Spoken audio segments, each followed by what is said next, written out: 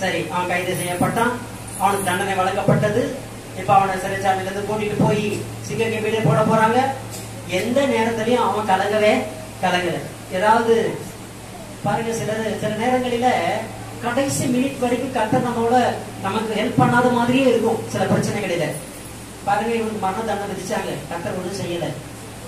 அடுத்த நாள் இவனுக்கு தண்டனை. இவனை இப்ப சிங்கக்கேபிக்கு கூட்டிட்டு போறாங்க. கர்த்தர் உடனே ஒரு மிராக்கள் பண்ணி அங்க இருக்க சிங்கெல்லாம் காணாம போயிடுச்சு அப்படிங்கிற ஏதோ ஒரு மிராக்கள் பண்ணிருக்கலாம். அவரால் எல்லாமே செய்ய முடியும், ஒன்றும் செய்யல. சிங்கக்கேபில கூட்டிட்டு போய் இவனை உட்கார வச்சுட்டு கேட்டை மூடிட்டு மற்றவங்க வெளியில வந்துடுறாங்க. ஒண்ணுமே நடக்கல. நம்மளா இருந்தா அந்த பயத்திலே செத்து போயிருப்போம். எதுல செத்து போயிருப்போம்? ஆனால் செத்திரும் சிங்கங்கள் இருந்தாலும் சிங்கத்தின் வாய் ஆண்டவர் கட்டுறாரு பாருங்க. நம்மளா இருந்தா ஆண்டவரே ஒரு அற்புதம் பண்ணி ஒரே ஜம்ப், இங்க இருந்து நான் ஜம்ப் பண்ணி ஓடி விடும்படி எனக்கு உதவி செய்யும் ஆண்டவர்கிட்ட ஒரு ஐடியா கேட்டிருப்போம். நீங்க நினைக்கிற மாதிரிலாம் அவர் எதுவும் செய்ய மாட்டாரு. அல்லேலூயா. சாத்ராக், மேஷாக், ஆபேத்நேகோ அவங்க இந்த பொச்சிலையை வணங்க மாட்டோம்னு சொன்ன உடனே அவங்களுக்கு மரண தண்டனை விதிக்கப்பட்டது. இதயத்துல எப்படி ஜெபிச்சிருப்பாங்க, ஆண்டவரே இவ்வளவு கூட்டத்துக்கு மத்தியில நான் உங்க நாமத்தை விடாம பற்றி கொண்டதற்கும் உங்களை ஆராதித்ததற்கும் எனக்கு கிடைச்சது இந்த மரண தண்டனை தானா? இதான ஆண்டவரே பரிசு? என்னப்பா நீங்க இப்ப கூட அமைதியா இருக்கிறீங்களே, சட்டத்தை மாத்துங்களேன், என் மரண தண்டனை கேன்சல் பண்ணுங்களேன்னு ஜோம் பண்ணி இருக்கலாம். மேபி நம்மளால அப்படி பண்ணிருப்போம். மரண தண்டனை எப்படியாவது கேன்சல் பண்ணுங்க ஆண்டவரே, என்ன காப்பாத்துங்க. இல்ல, நோ கேன்சல், கண்டிப்பா மரண தண்டனை தான். அது மட்டும் இல்ல, சூளையை 7 மடங்கு அதிகமாக்குங்கள் என்று கட்டளை வருகிறது.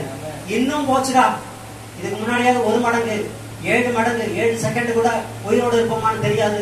என்ன ஆண்டவரே, இப்ப கூட நான் உங்களை தானே நம்பிட்டு இருக்கேன், ஜெபம் பண்ணிட்டு இருக்கிறேன், என் ஜெபத்துக்கு பிறகு 7 மடங்கு கூட்டுறாங்க ஆண்டவரே, அவனுக்கு தானே நீங்க சப்போர்ட் பண்றீங்க, என் எதிராளிக்கு தானே பலப்படுத்துறீங்க ஆண்டவரே, என்னுடைய சைட்ல நான் வீக்க தானே போய்கிட்டு இருக்கிறேன்.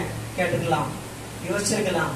இப்போ ஒவ்வொரு அடியும் அங்க இருக்குது சூழ, இங்க இருந்து மரண தண்டனை கூட்டிட்டு போயிருக்காங்க. ஒவ்வொரு அடியும் எடுத்து வைக்கும் போது என்ன நினைச்சாங்களோ எனக்கு தெரியாது, என்ன ஜெபிச்சாங்களோ எனக்கு தெரியாது. ஆண்டவரே பரவாயில்லப்பா, இதுதான் உங்க சித்தம்னா பரவாயில்ல, இன்னைக்கு நான் என்னுடைய சாவு நிச்சயமாகி விட்டது. நிச்சயமா அந்த சூளைக்குள்ள போய் திரும்பி வந்த உலகத்துல எவனும் கிடையாது. சாம்பலம் தான், இன்னும் கொஞ்ச நேரத்துல நான் சாம்பலம் தான் ஆக போறேன், பரவாயில்ல என்ன பரலோகத்துக்காக எடுத்துக்கோங்க, இப்படிலாம் கூட ஜெபிச்சிருக்கலாம். ஆனால் பாருங்க, அந்த கடைசி செகண்ட் வரைக்கும் கர்த்தர் ஒண்ணுமே சரி. நம்ம நினைக்கிறோம் இதுக்குள்ள ஏதாவது ஒரு அற்புதம் நடந்தாதான் நடந்த மாதிரி, இதுக்குள்ள ஒரு விஷயம் நடந்தாதான் நடந்த மாதிரி அப்படின்னு நம்ம நினைக்கிறோம். ஆனா கர்த்தர் எந்த ஸ்டேஜ்லயும் உங்களுக்கு அற்புதம் செய்ய முடியும். அல்லேலூயா.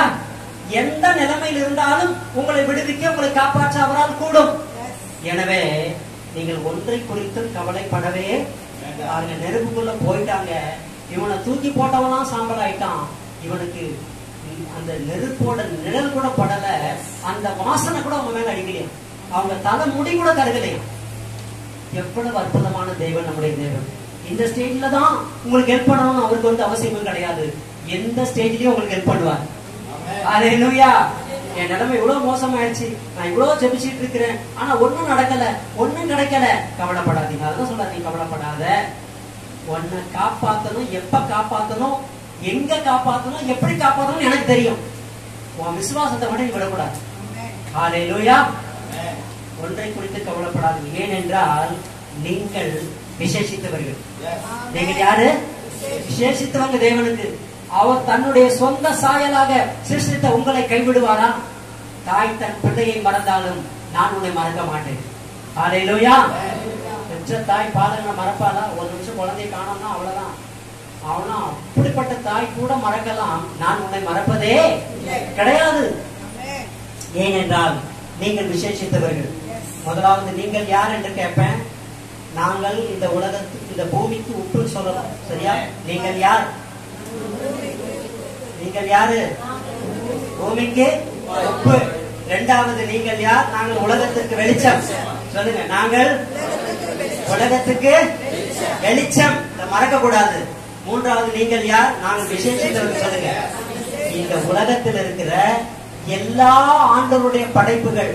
இது சும்மா காக்காவை பாருங்க, காகத்தை பாருங்க, பறவையை பாருங்க, பிளவர்ஸை பாருங்க எழுதியிருக்கிறாரு.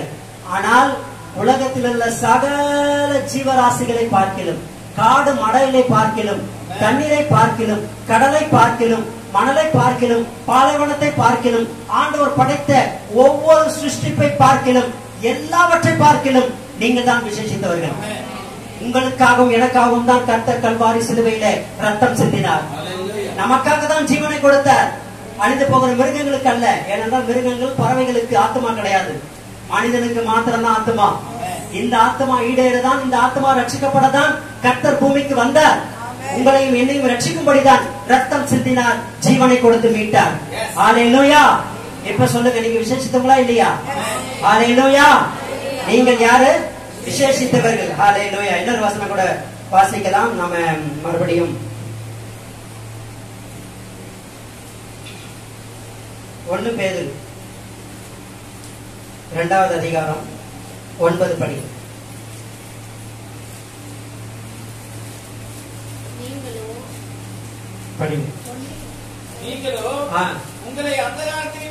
நீங்களோ என்கிற இடத்துல உங்க பேரை போட்டுக்கணும்.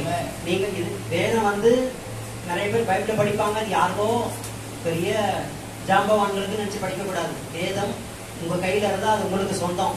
அதுல நீங்கள் நிறுத்திருந்தா உங்க பேர் தான் அர்த்தம். அது இப்ப நீங்களோ உங்களை அந்தகாரத்திலிருந்து நம்முடைய ஆச்சரியமான ஒளியினிடத்திற்கு வரவழைத்தவருடைய புண்ணியங்களை அறிவிக்கும்படிக்கு தெரிந்து கொள்ளப்பட்ட சந்ததி. முதல்ல யாரு? chosen people. இப்ப விசேஷமானவங்களையும் இதுல செலக்டட் பீப்புளா ஆகுறீங்க நீங்க. இப்போ ஒரு கல்யாணம் நடக்குது, உங்களுக்கு முதல்ல நம்ம தெரிஞ்சவங்க, விரும்பினவங்க, உறவினர்கள், நண்பர்கள், தூரத்து சொந்தம், நம்ம கூட குடியிருந்தவங்க, நம்ம கூட வாழ்ந்தவங்க எல்லாரையும் யோசிப்பீங்க. ஆனா எல்லாருக்குமா கார்டு கொடுக்குறீங்க? கொடுக்க மாட்டீங்க. அதுல செலக்ட் பண்ணுவோம், இன்னார் வரணும், இன்னார் வந்தா போதும் அப்படின்னு செலக்ட் பண்றீங்களா இல்லையா? எந்த விஷயமா இருந்தாலும் இதுதான் தெரிந்து கொள்ளுதல். அப்ப யார் எனக்கு முக்கியமானவங்களோ அவங்கள நான் அழைப்பேன், முக்கியம் இல்லாட்டி நான் விட்டுருவேன். கரெக்டா? இப்படித்தான் நீங்களோ தெரிந்து கொள்ளப்பட்ட சந்ததி. கர்த்தரால தெரிந்து கொள்ளப்படாம ஒருத்தன் இந்த சபைக்குள்ள வரவே முடியாது. தெரியுமா உங்களுக்கு? நம்ம கொஞ்சம் பேரா இருக்கலாம். ஆண்டவரே சொல்லிட்டாரு, பயப்படாத சிறு மந்தையே, நீ ஒரு சிறு கூட்டமா இருக்கலாம், ஆனா நீ சாதாரணமான கூட்டம் கிடையாது. நீ தேவனால் தெரிந்து கொள்ளப்பட்ட சந்ததி. படிங்க.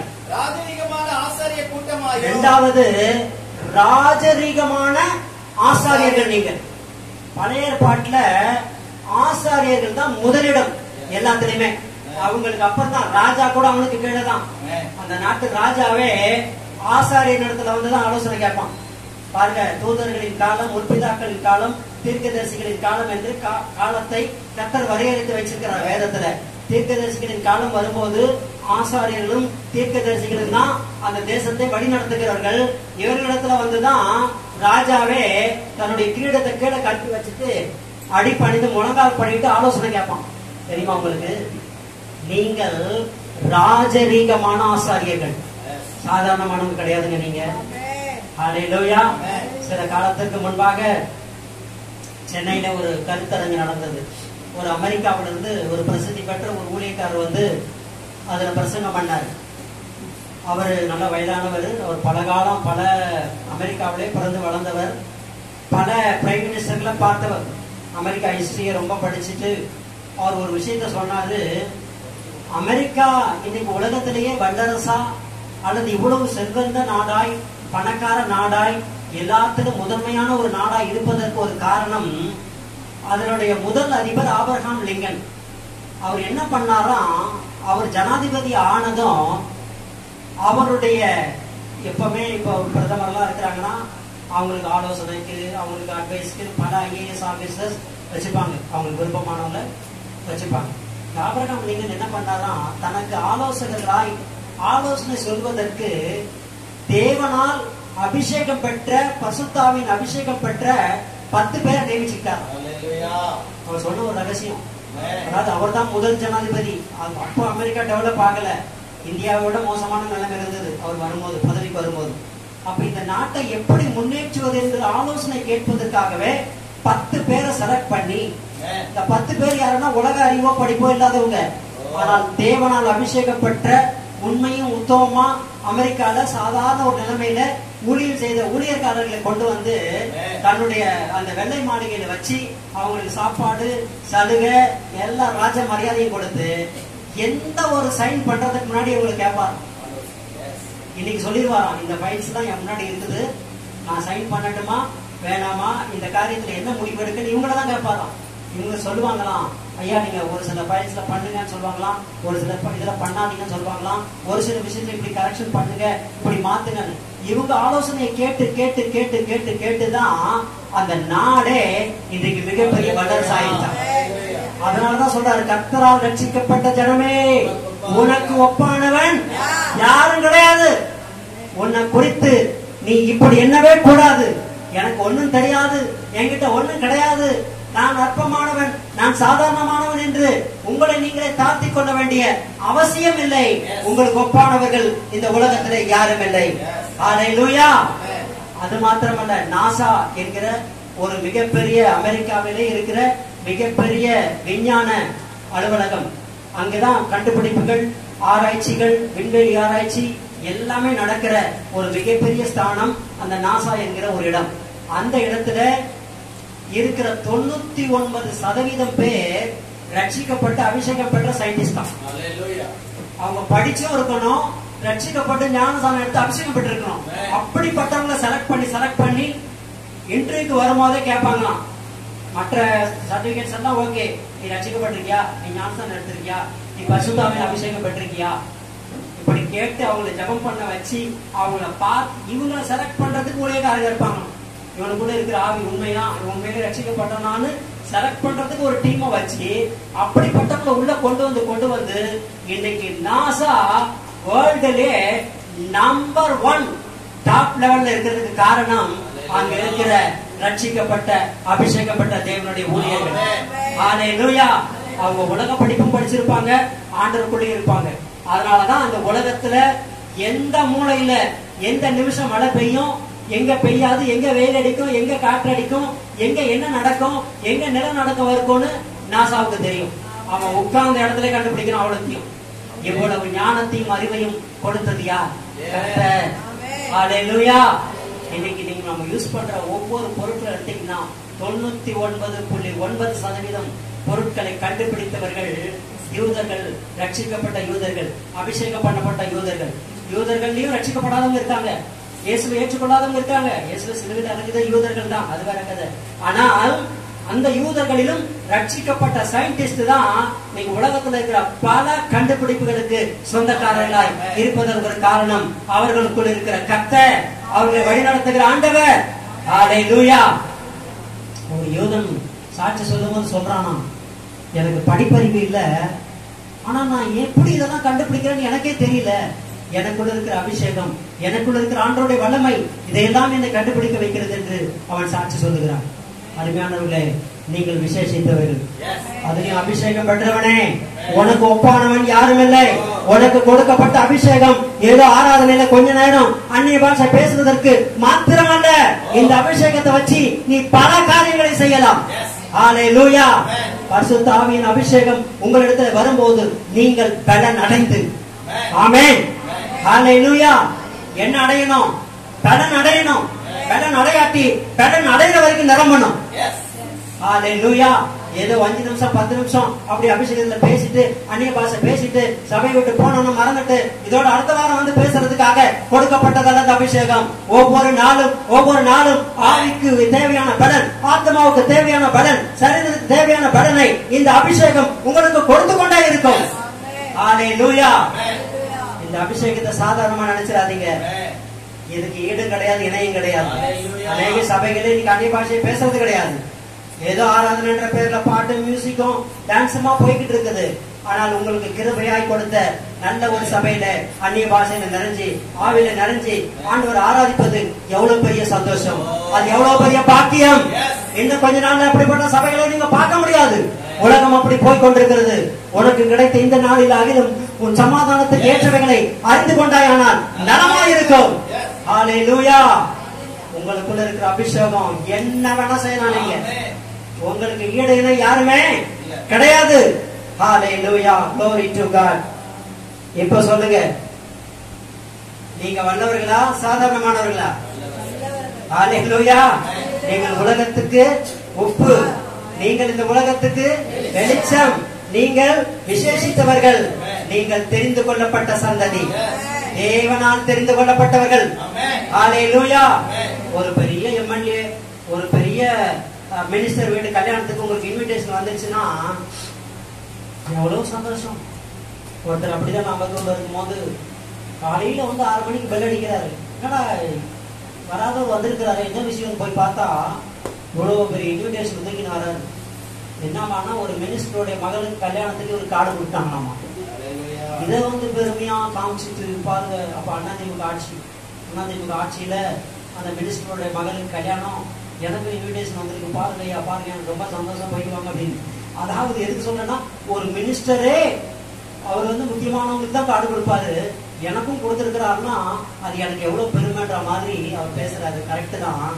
அப்படியானால் அந்த சராசரங்களையும் உண்டாக்கின தேவாதி தேவன் உங்களை தெரிந்து கொள்ளப்பட்ட சந்ததி என்று சொன்னால் நீங்கள் எவ்வளவு பெருமைப்பட வேண்டும், எவ்வளவு சந்தோஷப்பட வேண்டும். ஹalleluya. எதுக்கு தெரிஞ்சுக்கிட்டாரு? இந்த உலகத்துல நீங்க உப்பா இருக்க, இந்த உலகத்துல வெளிச்சமா இருக்க, நீங்க உலகத்துல விசேஷமானவர்களா இருக்க, அது மாத்திரமல்ல பரலோகத்திற்கு நீங்கள் வந்து சேர உங்களை தெரிந்து கொண்டிருக்கிறார். ஹalleluya, glory to God. தெரிந்து கொள்ளப்பட்ட சந்ததியாகவும் ராஜரீக ஆசாரியர்களாகவும், என்ன ஜாதி? பரிசுத்த ஜாதி. சபைக்குள்ள ஒரே ஜாதி தான் பரிசுத்த ஜாதி. யாரும் உங்க ஜாதியை குறித்து பெருமை பாராட்ட கூடாது. நான் அந்த ஊருக்காரன், இந்த திருநெல்வேலிக்காரனை பார்த்தா சொல்றோம், நான் இந்த ஊர் தெரியும்ல, என்ன தெரியும்ல, உன்னை விட நாங்க பெரிய ஜாதியா? நாங்க பரிசுத்த ஜாதி. ஹalleluya. சபைக்குள்ள நோ காஸ்ட், நோ ஜாதி கிடையாது, ஒரே காஸ்ட் தான், ஒரே ஜாதி. நாம எல்லாம் கிறிஸ்துவுக்குள் ஆண் என்றும் இல்லை, பெண் என்றும் இல்லை, ஏற்றமில்லை, இறக்கமில்லை, உயர்வில்லை, தாழ்வில்லை, எல்லாரும் ஒரே ஜாதி. பரலோகத்திலும் அதே ஒரே ஜாதி, பரிசுத்த ஜாதி. ஹalleluya. சிலர் தன்னுடைய ஜாதியை குறித்து பெருமை, நான் அந்த ஊருக்காரன், நான் இந்த ஊருக்காரன், நாங்க அப்படி, நாங்க இப்படி, நாங்க மத்தவங்கிட்ட அதை வாங்க மாட்டோம், இதை சாப்பிட மாட்டோம். ஒரு மண்ணாங்கட்டியும் கிடையாது. நீ எந்த ஜாதியில பிறந்தன்றதுல பெருமையே கிடையாது. இயேசுவை ஏற்றுக்கொண்ட ஜாதியானால் நீ பரிசுத்த ஜாதி என்பதிலே பெருமை கொள்ள வேண்டும். ஹalleluya. நீ பரிசுத்த ஜாதி. பாத்தீங்களா, 3 பாயிண்ட்ஸ் இங்க கொடுக்கிறாரு. நீ தெரிந்து கொள்ளப்பட்ட சந்ததி, ராஜரீக, சாதாரண ஆசாரியர் அல்ல, ராஜரீகம். ராஜரீகம் என்றால் இங்கிலீஷ்ல ராயல். சில சொல்லுவாங்க, நாங்களாம் ராயல் ஃபேமிலி. அந்த காலத்துல எங்க அப்பா வீடு கட்டிட்டாரு, அந்த காலத்துல எங்க ஊர்ல தான் பெரிய வீடு, எங்க ஊர்லயே எங்க வீடு தான் பங்களா, நாங்க தான் அப்படி வாழ்ந்தோம், இப்படி எப்படியா வாழ்ந்த, இப்படி எப்படி வாழ்ற? அதை விட பெருமை, இன்றைக்கு நாங்கள் ராஜரீக ஆசாரியர்கள். ஹalleluya. நாங்கள் பரிசுத்த ஆண்டவரே உங்களை பரிசுத்த ஜாதின்னு சொன்னதுக்கு அப்புறம் உங்களுக்கு ஏங்க தாழ்வு மனப்பான்மை, உங்களுக்கு ஏங்க குற்ற உணர்ச்சி, உங்களுக்கு ஏன் மற்ற ஃபீலிங்ஸ்? ஆண்டவர் சொல்லிட்டார், உன் பாவங்களை நான் மன்னித்து விட்டேன். மேற்குக்கும் கிழக்குக்கும் எவ்வளவு தூரமோ அவ்வளவு தூரமாய் நான் உன் பாவங்களை மன்னித்து விட்டேன்.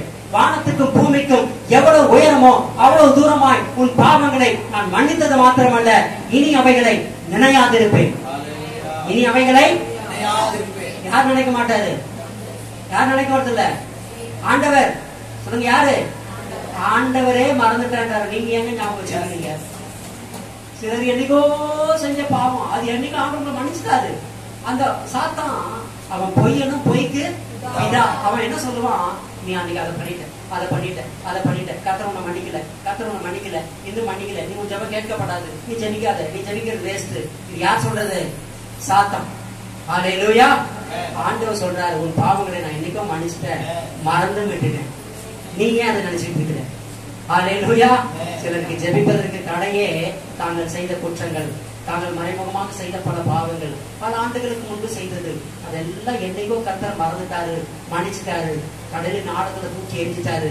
நீங்க இனி அதை நினைச்சு கலக்கிக்கிட்டு உங்க ஜெப நேரத்தை வீணாக்கிக்கிட்டு நீங்க ஜெபிக்காம, நீங்க வேதம் வாசிக்காம, பிசாசு சொல்கிற பொய்க்கு நீங்க அதை நம்பிக்கொண்டு வாழாமல் இன்றைக்கு எழும்புங்க. ஹalleluya. தூசியை விட்டு எழுந்துரு. கர்த்தர் உன்னை பிரகாசிக்க பண்ண போகிறார். ஹalleluya. எல்லா தாழ்வு மனப்பான்மைகளையும் எல்லா குற்றங்களையும் நீங்கள் செய்த தவறுகளையும் ஆண்டவர் மன்னித்து அதை மறந்து விட்டார். இன்றைக்கு உங்களுடைய வீக்னஸ் தூக்கி எறிங்க இயேசுவின் நாமத்தினால். சில பிள்ளைங்க எனக்கு மேக்ஸ் வராது, மேக்ஸ் வராது, மேக்ஸ் வராது, மேக்ஸ் வராது, மேக்ஸ் வரவே வராது, கண்டிப்பா அந்த ஃபெயில் ஆயிடும்.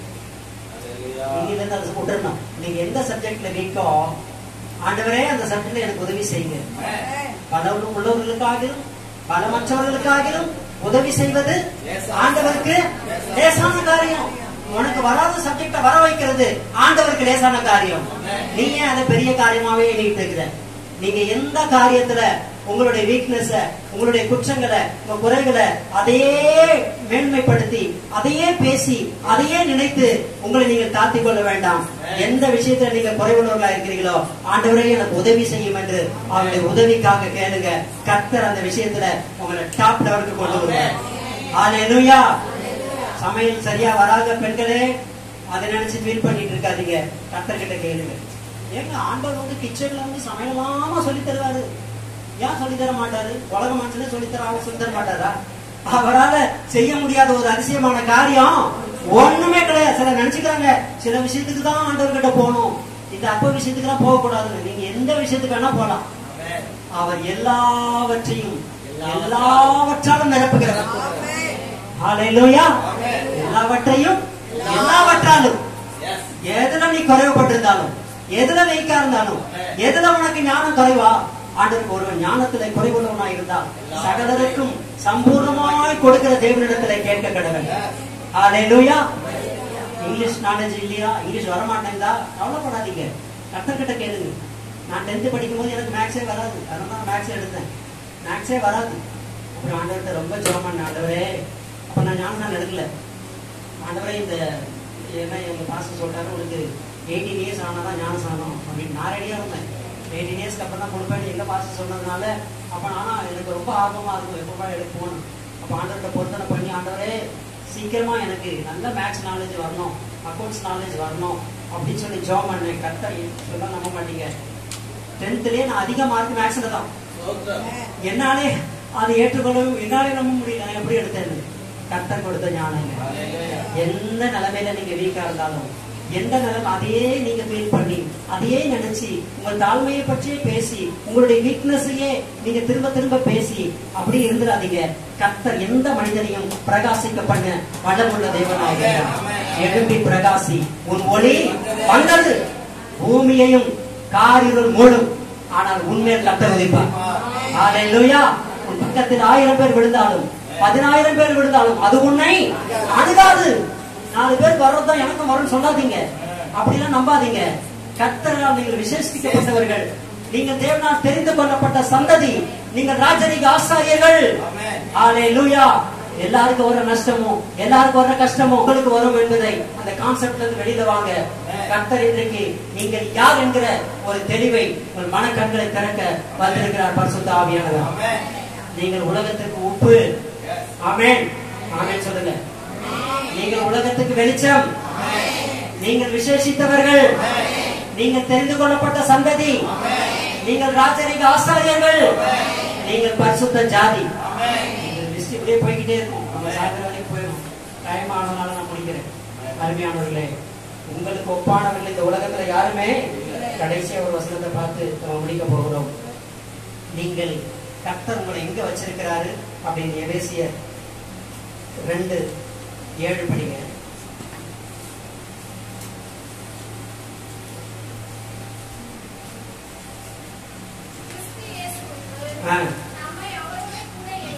கிறிஸ்து இயேசுவுக்குள் நம்மை அவரோடு கூட எழுப்பி, எவரோடு கூட? இயேசுவோடு கூட எழுப்பி உன்னதங்களிலே அவரோடு கூட உட்காரவும் செய்தாரா, செய்ய போறாரா? அப்ப நீங்க எங்க இருக்கிறீங்க? உன்னதத்துல இருக்கிறீங்க. ஹல்லேலூயா. இயேசு சொன்னார், நான் உலகத்தான் அல்லாதது போல நீங்களும் உலகத்தான் அல்ல. உலகத்துலதான் வாழ்ற, ஆனா நீ உலகத்தான் அல்ல. பாருங்க, சில பேரு இந்த ஊர்ல சென்னைக்கு வந்திருப்பாங்க. சென்னையில வந்து 30 வருஷமா வாழ்வாங்க. இங்கதான் படிச்சிருப்பாங்க, இங்கதான் வீடு கட்டியிருப்பாங்க, இங்கதான் வேலைக்கு சேர்ந்திருப்பாங்க, இங்கெல்லாம் பேரம் பேத்தி எடுத்திருப்பாங்க. இப்ப 80 வயசு ஆயிருக்கும். ஆனாலும் சொல்லுவாங்க, நீங்க எந்த ஊருக்கா? நாங்க மலையாளத்தான் பாருங்க, நாங்கள் அவட கேரளா. அவன் என்னதான் இந்த ஊர்ல வாழ்ந்தாலும் நான் தமிழ்நாட்டுக்காரன் சொல்லவே. ஏன் தமிழ்நாட்டுல பிறந்தவனே கேளுங்க, நான் கன்னியாகுமரி, நான் வந்து சேலம், நான் மதுரைக்காரன். நீ மதுரைக்காரன், பிறந்தது மட்டும் தான் மதுரையா இருக்கும். வாழ்ந்தது, படிச்சது, வளர்ந்தது எல்லாமே இங்கேதான் இருக்கும், சென்னையா இருக்கும். சென்னைன்னு சொல்லவே. அதே மாதிரிதான் நீங்க இந்த உலகத்தால் வாழ்ந்தாலும், உலகத்துல எல்லா காரியங்களையும் நடப்பித்தாலும் நீங்கள் இந்த உலகத்தான் அல்ல. ஹல்லேலூயா. நீங்கள் இருக்கிற இடம் உன்னதம். உன்னதம் என்றால் இந்த பூமி யுனிவர்சல். 9 கோள்கள் சொல்றாங்கல்ல, இந்த 9 கோள்களும் உலகத்துல சுத்தி பூமியை சுத்தி வந்துட்டு இருக்குது. இதுக்கும் மேல ஒரு யூனிவர்ஸ் இருக்குது. அதுதான் அண்ட சராசரங்களுக்கு மேலாக தேவன் ஸ்தாபித்த வானாதி வானங்கள். அதற்கு மேல் இருப்பதுதான் உன்னதம். உன்னதத்துக்கு மேல ஒண்ணு கிடையவே. அந்த டாப் லெவல்ல கர்த்தர் உட்கார வச்சிருக்காரு. ஹல்லேலூயா. நீ என்னன்னா நான் அப்படி இப்படி. உங்களை பற்றி முதல்ல நீங்க யார், எங்க இருக்கிறீங்க? ஆலோசனை படிங்க. கிருபையினாலே விசுவாசத்தை கொண்டு ரட்சிக்கப்பட்டீங்க. இது உங்களால் உண்டானதல்ல, தேவனுடைய ஈவு. இது தேவனுடைய ஈவு. கிருபையினாலே விசுவாசத்தை கொண்டு இந்த ரட்சிப்பு எப்படி கிடைச்சது? இலவசமா. எப்படி? இலவசம். காசு கொடுத்து ரட்சிக்கப்பட்டீங்க? காசு கொடுத்தாங்க ரட்சிக்கப்பட்டீங்க? கிடையாதுங்க. ஐயா ஒரு 50,000 தரேன், என்னை எப்படியாவது ரட்சிப்பு நடத்துங்க. முடியாது. ரட்சிப்பு வேண்டுமானால் நாவினால் அறிக்கை பண்ணப்பட வேண்டும், இதயத்தில் விசுவாசிக்க வேண்டும். அப்பதான் ஒருத்தருக்கு ரட்சிப்பு போதும். ஹல்லேலூயா. மோடி ரட்சிக்கப்பட்டவரா? அவர் உலகம் ஃபுல்லா சொந்தம். அவருக்கு இந்த உலகம் தான் சொந்தம். இதுக்கு மேல ஒரு இன்ச்சு கூட வர முடியாது. ஆண்டோடைய வருகையில நீங்களும் நானும் இமை பொழுதுல மறுரூபமாக போறோம். ஹல்லேலூயா. அந்த பாக்கியம் இந்த உலகத்துல இருக்க எந்த ராஜாவுக்கும் கிடையாது. உலகத்துல ரட்சிக்கப்படாத எந்த மனிதனுக்கும் அந்த பாக்கியம் கிடையாது. நமக்கு தான் ரட்சிக்கப்பட்ட ஜனமே. உனக்கு ஒப்பானவன் யார்? உனக்கு ஒப்பானவன் யாருமே கிடையாது. உங்களை வச்சிருக்கிற இடம், உங்க லெவலே வேற லெவல். ஹல்லேலூயா. தேவன் சொன்னார், நான் உலகத்தான் அல்லாதது போல நீங்களும் உலகத்தான் அல்ல, உன்னதங்களிலே அவரோடு கூட நம்மை உட்கார வைத்திருக்கிறார். இந்த எல்லாம் நம்ம விசுவாசத்துல வரணும். ஒவ்வொரு நாளும் அதிகாலையில் எழுந்துட்டு சொல்லுங்க, நான் சாதாரணமானவன் அல்ல, நான் அசாதாரணமானவன், நான் விசேஷித்தவன், நான் உலகத்திற்கு உப்பு, நான் வெளிச்சம், கர்த்தருடைய சந்ததி, கர்த்தரால் தெரிந்து கொள்ளப்பட்ட சந்ததி, நான் ராஜரீக ஆசாரியன், நான் பரிசுத்த ஜாதி, நான் உன்னதங்களிலே அவரோடு கர்த்தரோடு கூட அமர்ந்திருக்கிறேன் என்று அறிக்கை பண்ணுங்க. உங்க விசுவாசம் பாருங்க. அப்புறம் உங்க ஆக்டிவிட்டிஸ் பாருங்க, உங்க நடவடிக்கையை பாருங்க. இது வரைக்கும் நீங்க வாழ்த்த வாழ்க்கையை பாருங்க. இனிமே உங்களுக்கே ஆச்சரியமா இருக்கும், நானா இப்படி மாறி போனேன்? நானும் எனக்கா இந்த திறமை, எனக்கா இந்த ஞானம் எங்கிருந்து வந்தது? பரத்திலிருந்து வந்தது. ஹல்லேலூயா. விசுவாசம் கேள்வியினால் வரும். கேள்வி தேவனுடைய வார்த்தையிலிருந்து வரும். ஹல்லேலூயா. தேவனுடைய வார்த்தை இதையும் போல இனி கேட்க கூடாது. கர்த்தர் எங்களோடு இருந்தா ஏன் எனக்கு இந்த தோல்வி, ஏன் எனக்கு இந்த நஷ்டம், ஏன் இந்த பிரச்சனையை பற்றியும் போராட்டத்தை பற்றியும் கடவுளை பற்றியும் அதையே பேசிக் கொண்டிருக்காதபடி நீங்கள் யார், கிறிஸ்துவுக்குள் நீங்கள் யார், கர்த்தர் உங்களை என்னமா வச்சிருக்கிறாரு, எப்படி வச்சிருக்கிறாரு, அதையே பேசுங்க, அதையே சிந்திங்க, அதையே யோசிங்க. அப்புறம் பாருங்க, நீங்க உங்க லெவலே வேற லெவலா இருக்கு. நீங்க வந்து சாட்சி சொல்லுவீங்க, நான் இப்படி சிந்தித்தேன், இப்படி பேசினேன், இப்படி ஜெபிச்சேன். நீங்க அநேகருக்கு வெளிச்சம் கொடுக்கிற பாத்திரமாய் இன்றிலிருந்து மாறுங்க. வாரத்துல ஒரு நாள் ஒரே ஒரு நபருக்காவது சுவிசேஷத்தை சொல்லுவேன் ஒரு தீர்மானத்தோட இங்க இருந்து போகணும். அதுக்கு பேர் தான் நீங்க வெளிச்சத்தை அனுப்புகிற விதம். உலகத்துக்கு வெளிச்சம்னா வேற என்ன சொன்னாரு? நீங்க என்ன உங்களை லைட் எடுத்துட்டு சுத்த சொன்னாரு? கிடையாது. உங்களுக்கு ஆண்டவருடைய வசனம் தான் வெளிச்சம். ஆண்டவர் தான் வெளிச்சம். ஆண்டவரை பத்தி எளிமையா சிம்பிளா யாருக்காவது அதுக்குன்னு போய் நீ வணங்குறதெல்லாம் பிசாசு, நீ வணங்குறத பேயின்னு சொல்லிட்டு இருக்காங்க, அடிமைகிட்ட வருது. அது நமக்கு பேச அது தேவையில்லாத விஷயம். அதை பற்றி நம்ம பேசக்கூடாது. உனக்கு விடுதலை வேண்டுமா, உனக்கு சுகம் வேண்டுமா, உனக்கு ஆரோக்கியம் வேண்டுமா, உனக்கு நிம்மதி வேண்டுமா, நிம்மதி இல்லாம தவிக்கிறீங்களா, சமாதானம் இல்லாம இருக்கீங்களா, ஒரு முறை இங்க சர்ச்சைக்கு வாங்க.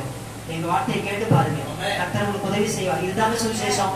ரொம்ப டீப்பாலாம் நீங்க வேதத்தை பிரசங்கிக்க வேண்டாம். இதுதான் சுவிசேஷம். சொல்லி பாருங்க, சபைக்கு கூட்டு வந்து பாருங்க, மற்றதை கர்த்தர் செய்வார். கூட்டிட்டு வர்றதுதான் உங்க வேலை. இங்க வந்துட்டாங்க, இது உள்ள வந்துட்டாங்கனால ஆவியானவர் பேச ஆரம்பிச்சிருவாரு, கர்த்தர் அவங்களை ரட்சிப்பாரு. அதுக்குதான் உங்களை உலகத்துக்கு வெளிச்சமா வச்சிருக்கிறார். ஹல்லேலூயா. மலை மேல் உள்ள பட்டணம் மறைந்திருக்க மாட்டாது. ஒருவனும் விளக்கை கொளுத்தி கட்டிலுக்கு அடியில வைக்க மாட்டான். அது வெளிச்சம் தர்ற தண்டுல தான் பொருத்துவான். ஹல்லேலூயா. அது போல கர்த்தர் உங்களை வெளிச்சமாக வைத்திருக்கிறதுக்கு ஒரே காரணம், அநேகருக்கு வெளிச்சம் கொடுக்கிற ஒளி விளக்காய்க்க நீங்கள் மாற வேண்டும். அநேகரை ரட்சிப்புக்குள் நடத்த வேண்டும். இந்த சபையை வருங்காலங்களிலே நிறைவான சபையாய் ஆத்துமாக்கள் நிரம்பி சீக்கிரத்துல எக்ஸ்டெண்ட் பண்ண வேண்டும் என்கிற ஒரு சூழ்நிலைக்கு ஒரு சபையாய் நான் பார்க்கிறேன். நீங்களும் பார்க்கணும். அதுக்கு நீங்க ஒவ்வொருவரும் சப்போர்ட் பண்ணணும். ஒவ்வொருவரும் இந்த பணியில இறங்கி வேலை செய்யணும். ஹல்லேலூயா. இது ஏதோ ஒரு ஊழியருடைய வேலை என்று நீங்கள் ஒதுக்கிவிடக் கூடாது. ஒரு ஆத்மாவை நீங்க ரட்சிப்புக்குள்ள நடத்திட்டீங்கன்னு வச்சுக்கோங்களேன், அதனுடைய பலன் பரலோகத்தில் உங்களுக்கு மிகுதியாக இருக்கும். ஹல்லேலூயா. மனம் திரும்ப அவசியம் இல்லாத 1000 பரிசுத்தவான்களை பார்க்கணும். மனம் திரும்புகிற ஒரு பாவி நிமித்தம் பரலோகத்துல மிகுந்த சந்தோஷம். ஹல்லேலூயா. நீங்கள் ஒரு ஆத்மாவை வழி நடத்தினா, பரலோகமே சந்தோஷப்படுத்தினா உங்க குடும்பம் எவ்வளவு சந்தோஷமா இருக்கும். கர்த்தர் உங்களை எப்படி வாழ வைப்பாருன்னு யோசிச்சு பாருங்க. நீங்கள் ஆசீர்வதிக்கப்படுவீங்க. வந்துச்சு. நீங்களும் உங்களை என்ன பண்ணாதீங்க, ஐயோ நான் பாவி, நான் பாவம் செஞ்சுட்டேன், நான் வண்டியேன், நான் இப்படியே இருக்கிறேன், நான் அப்படியே இருக்கேன். ஒரு நாள் அப்படி நினைக்காதீங்க. உங்களை தான் ஆண்டவர் இன்ற வச்சு விசேஷித்தவர்களா அவங்களை கொண்டு போய் நிலைநிறுத்த அவரை அழைத்து வந்திருக்கிறார். இன்னொரு ஆச்சரியமான காரியம் தெரியுமா? ஐயா வருவாரோ வரலையே எனக்கு தெரியாது. நான் எடுத்த வசனங்கள் எல்லாமே அவர் பேசினேன். மலையின் மேல் ஒரு பட்டணம் மறைந்து இருக்க மாட்டேன். அதே மாதிரி கர்த்தனோடு கூட இருக்கிற பராக்கிரமசாலி இது அநேக இடத்துல யோசுவால இந்த 2 மெசேஜும் ஒரே இடத்துல முடிச்சிட்டாரு. ஹல்லேலூயா. பாருங்க, உண்மையாவே ஆவியானவர் நம்மோடு கூட இடைப்படுகிறார் அர்த்தம். அதுதான் சிஸ்டர் போன்ற சொன்னார். இவரும் எப்படி சொல்றாரு நினைக்காதீங்க. இப்ப தைரியத்தை பாருங்க. தம்பி கொடுக்கிற காரணம் உலகத்துக்கு வெளிச்சமா இருக்க மலையில் இருக்கப்பட்ட நம்ம மறந்து இருக்க மாட்டேன்.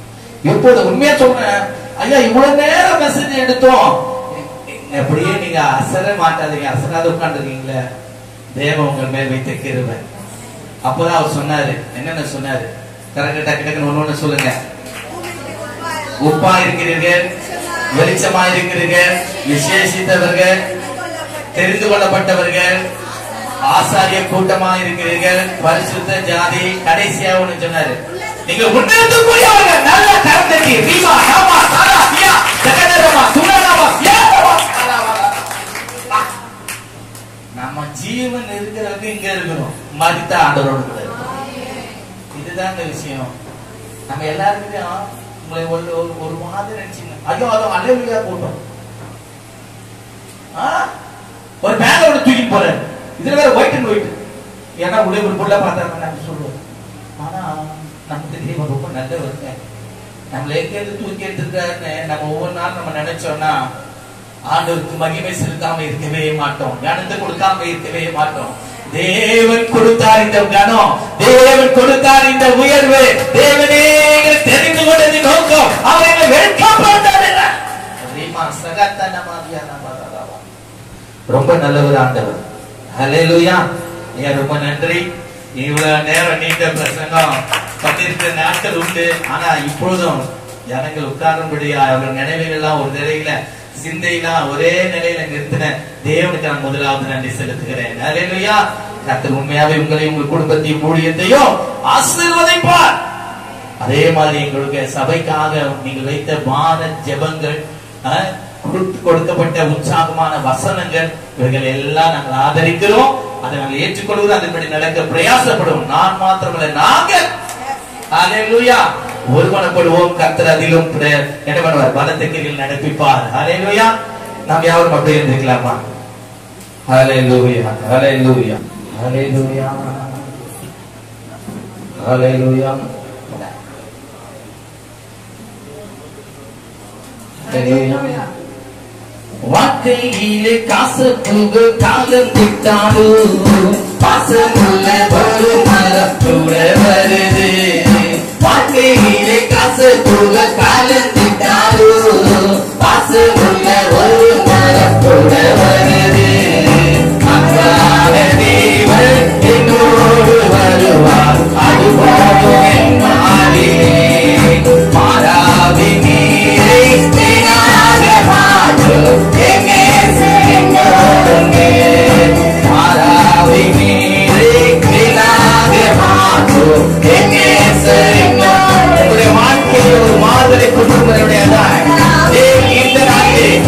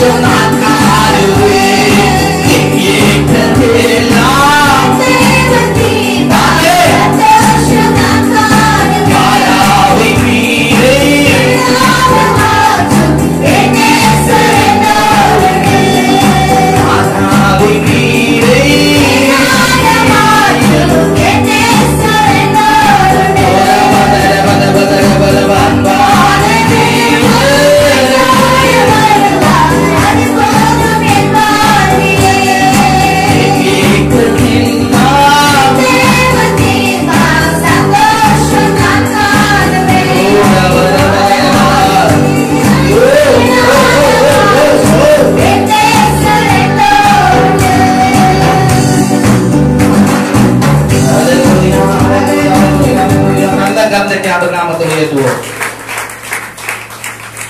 அப்படியே கண்ணி விடுவோமா? பரிசுத்தமுள்ள நல்ல பிதாவே, உங்களுடைய குமாரனாகிய இயேசு கிறிஸ்துவின் நாமத்தினாலே இந்த மாதத்தின் ஆண்டவரே இரண்டாவது வாரத்திலும் ஆண்டவரே உங்களுடைய சமூகத்துல வந்து உம்மை பாட, உம்மை துதிக்க, இந்த நாமத்தை உயர்த்த நீரில் நிற்கிற செய்து மாத்திரமல்ல, உம்முடைய ஊழியக்காரரை கொண்டு வந்து அவருடைய வாயில உங்களுடைய ஜீவ வார்த்தைகளை எங்களுக்கு கொடுத்து விசுவாசத்திலே பரிசுத்தத்திலே தேவனுடைய அழைப்பிலே நாங்கள் எப்படி இருக்கிறோம் என்பதை ஆண்டவரே தெளிவுபடுத்தி எங்களுக்கு நீர் காட்டினதாக நன்றி செலுத்துகிறோம் ஆண்டவரே. ஆமென் ஆண்டவரே. உலகத்துக்கு நாங்கள் உப்பா இருக்கிறோம், வெளிச்சமா இருக்கிறோம், நாங்கள் விசேஷித்தவர்கள், நாங்கள் தெரிந்து கொள்ளப்பட்டவர்கள், ஆசாரிய ராட்சரிக கூட்டம் ஆண்டவரே, பரிசுத்தமுள்ள சாதி. அது மாத்திரமல்ல, நாங்கள் உன்னத்துக்குரியவர்கள் என்பதை இப்பொழுது எங்களுக்கு வெளிப்படுத்திருக்கிறேன். நாங்கள் எங்களையே ஆண்டவரே ஸ்தோத்திர மாட்டவரே, நாங்கள் எங்களையே தாழ்த்த மாட்டோம் ஆண்டவரே. கிதியோன் சொன்னது போல, நான் சிறியவன், எங்க வீடு சின்ன வீடு, எங்க ஏழை சொல்ற மாதிரி எளியவன் சொல்றது. எங்களுக்கு இப்படிப்பட்ட வார்த்தைகளை கொடுத்து எங்களை உயர்ந்த இடத்துல எங்களை நிலைநிறுத்திருக்கிறீரே, கொடான கொடி நன்றி. எப்பொழுதும் பிள்ளைகள் கொடுத்த காணிக்கையும் இது அங்கீகரியும் ஆசீர்வதியும், அதிலே உடைய நாமம் மையப்படட்டும். அந்த ஊழியக்காரன் எங்கள் பிதா குமாரன் பரிசுத்தாவின் நாமத்தினாலே ஆசீர்வதிக்கிறோம். ஊழியர்கள் ஆஸ்வதிக்கப்படட்டும், குடும்பம் ஆஸ்வதிக்கப்படட்டும். இன்னும் அவர் எடுக்கிற எல்லா காரியத்திலும் கர்த்தருடைய கரமர்களுக்கு ஆதரவாக இருக்கட்டும். கர்த்தர் பெரிய காரியம் செய்யுங்கப்பா. இதனாலையும் பிறந்த நாளை காண்கிற ஆண்டவரே பிளஸிக்காக நாங்கள் வருகிறோம். ஆண்டவரே கடந்த நாட்களிலே பிறந்த நாளை கண்ட கவிதாக்காக நாங்கள் வருகிறோம். ஆண்டவரே இந்த பிள்ளைகளை நாங்கள் ஆண்டவரே சபையாக வாழ்த்தி ஆசீர்வதிக்கிறோம். சுக பலன் ஆரோக்கியம் அவர்களுக்கு உண்டாகட்டும். ஆண்டவரே உம்முடைய பிள்ளைகளை நீர் ஆண்டவரை வேறுபடுத்தி வித்தியாசப்படுத்தி ஆண்டவரே நீர் அவர்களை ஆசீர்வதித்து அவர்களை கனப்படுத்தி அவர்களை உயர்த்துகிற தேவனே. சகல விதமான நன்மையினாலே அவர்கள் நிரப்பப்படட்டும். பார்க்கிற கண்களுக்கு அது ஆச்சரியமா இருக்கட்டும்.